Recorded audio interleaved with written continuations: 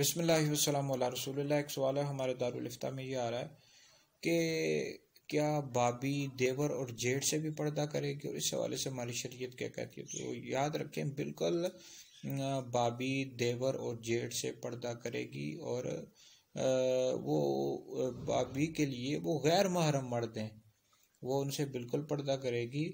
और इसी तरह जो देवर और जेठ हैं ये भी भाभी से पर्दा करेंगे, और भाभी उनके लिए गैर महरम है।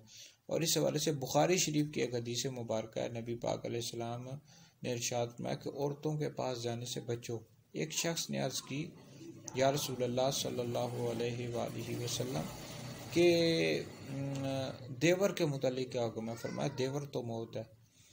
तो याद रखें, ये जो देवर जेठ होते हैं, चूँकि अमूमन ये घरों में साथ ही रहते हैं, इकट्ठे ही रहते हैं, तो फितने का अंदेशा भी ज़्यादा होता है। तो इस वजह से नबी पाक अलैहिस्सलाम ने इरशाद फरमाया कि देवर तो मौत है।